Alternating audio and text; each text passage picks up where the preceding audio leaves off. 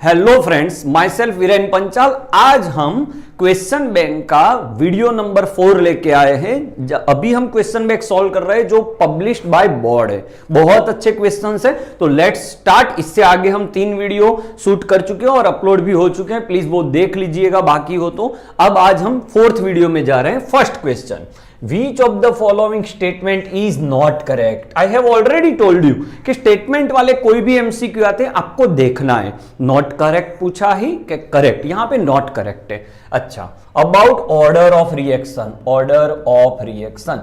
अच्छा, the order of reaction can be fractional. Yes, वो fractional हो सकता है। ऑर्डर ऑफ एक्सपेरिमेंटली ही डिटरमाइन होता है। यस, थियोरिटिकली तो क्या मिलता है? मॉलिक्यूलरिटी मिलती है भाई।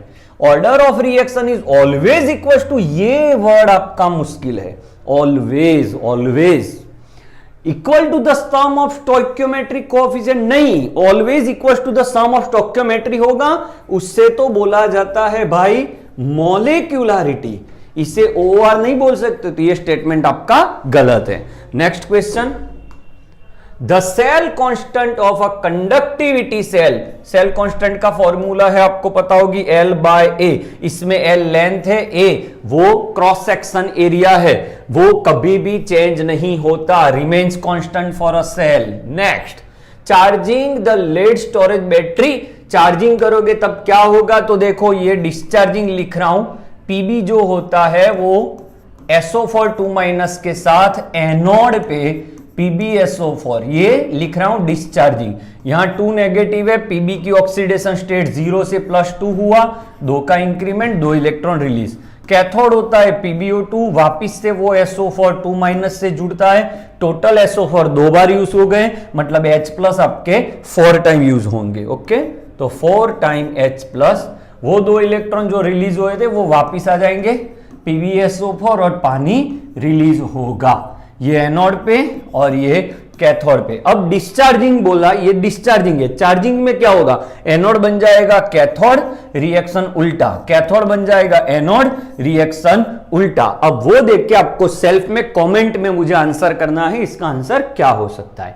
Next, in the electrolysis of aqua solution, मैंने एक शॉर्ट भी अपलोड किया यही चैनल पे, वो देख लीजिए। उसके बाद ये क्वेश्चन में आप आ जाइए, you can find your answer very easily. In aqueous solution which cell will occur at anode, याद रखिएगा एनोड पे नेगेटिव आयन ही ऑक्सीडाइज होता है।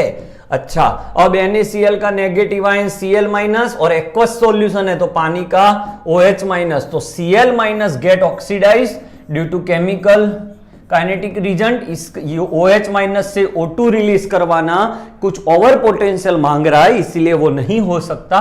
So answer will be D. एक शॉर्ट है, देख लीजिए, फिर ये क्वेश्चन और इजी हो जाएगा। Next, which substance is oxidising agent, तो जो अपने आप को रिड्यूस करेगा। सो NiOH ट्वाइस, वो रिड्यूस होके NiOH ट्वाइस होता है, तो +3 से ये +2 हो रहा है। जो खुद को रिड्यूस करेगा वो ऑक्सीडाइजिंग एजेंट होगा। So your answer is C.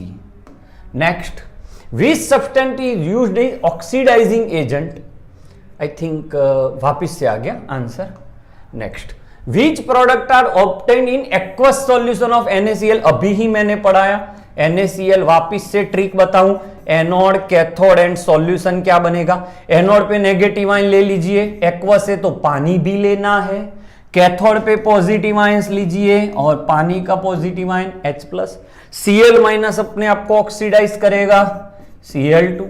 Na+ active metal है, 6 मेटल ऐसी है जो रिड्यूस होना पसंद नहीं करती क्योंकि उसकी रिडक्शन वैल्यू नेगेटिव है। LiNaK लिख लेना, LiNaK, CaMg and Al. These 6 metal cannot able to reduce itself when they have H+ in their solution. So H+ reduce होगा H2। क्या बचा भाई? NaOH, तो ये आपका NaOH। Check out and take your answer. Next, what will be the change in pH when aqueous solution of copper sulfate? Copper sulfate aqua, वापिस से जो मैंने ट्रिक बताई भाई, नेगेटिव आयन, पानी का नेगेटिव आयन, कैथोड पे पॉजिटिव आयन, पानी का पॉजिटिव आयन। इनर्ट इलेक्ट्रोड है, यहां पे लिखना चाहिए, हाँ लिखा है इनर्ट है इसीलिए। अगर एक्टिव इलेक्ट्रोड होते लाइक कॉपर Ag तो फिर कॉपर यहां पे पार्टिसिपेट करता। SO4 में सल्फर की ऑक्सीडेशन स्टेट ऑलरेडी +6 है, तो वो ज्यादा ऑक्सीडाइज नहीं हो सकता, ये इसकी लिमिट आ चुकी है। +6 is the highest oxidation possible state for sulfur. Why? Because sulfur is from group 16. So now it is not possible. Then OH minus will be O2. Listen, and copper 2 plus reduce हो जाएगा, copper H plus आपका SO4 से मिल जाएगा, ये मिल गया H2SO4. So pH will be less than 7. Next, which of the following takes part during charging of lead storage cell? Please आगे ये question हमने सॉल्व किया है, आप खुद से करके कमेंट करिएगा। 10. Which substance is act as anode in mercury cell? आप पढ़िए मर्क्यूरी सेल, वहां से मुझे आंसर करिएगा क्या है, क्योंकि ये क्वेश्चन वेरी इंपॉर्टेंट है। कुछ बातें मैं आप पे छोड़ रहा हूं जिससे आप भी टेक्स्ट बुक रीड कर सको। Thank you. आगे बढ़ते हैं। Pick out the incorrect statement. Incorrect. Equivalent conduction increases with dilution. Conductance is inversely proportional to the concentration. Yes. Molar conduction increases. Same, ये equivalent हो गया, ये molar उसमें भी यही होगा, सही है। Specific resistance increased with dilution and specific increase with dilution नहीं, specific conductance increase with dilution नहीं होता। Specific conduction जो होता है वो concentration की ये होता है, तो answer is C. Which of the following does not occur at cathode? Cathode पे क्या नहीं होता? ऑक्सीडेशन नहीं होता। अच्छा, तो ऑक्सीडेशन वाली रिएक्शन देखो, ये ऑक्सीडेशन शो कर रहा है Cu से Cu2+। आप बोलोगे सर यहां इलेक्ट्रॉन रिलीज हो रहा है, भाई रिलीज नहीं हो रहा, ये माइनस है, ऐड हो जाएगा। तो आप ऐसे इलेक्ट्रॉन को देख के डिसाइड मत करिए, आप ये देखिए कि उसके पास ऑक्सीडेशन स्टेट इंक्रीज हो रही है, तो ये इंक्रीज हो रही है, तो ये ऑक्सीडेशन है, तो ये कैथोड पे नहीं हो सकता। Next, electrolysis of AgNO3। चलो वापिस से, आज तो आपका इलेक्ट्रोलिसिस क्लियर ही हो गया भाई। एनोड कैथोड, एनोड पे negative ion aqueous with OH minus, Ag+ and H+। अच्छा, प्लेटिनम इलेक्ट्रोड है तो नो प्रॉब्लम, अगर वो Ag होता तो यहां पे पार्टिसिपेट करता। वापिस से NO3- में नाइट्रोजन की ऑक्सीडेशन स्टेट +5 है, which is also the maximum possible oxidation state of nitrogen. So we can say NO3- can not oxidise itself further. So now OH- convert itself into the O2, Ag+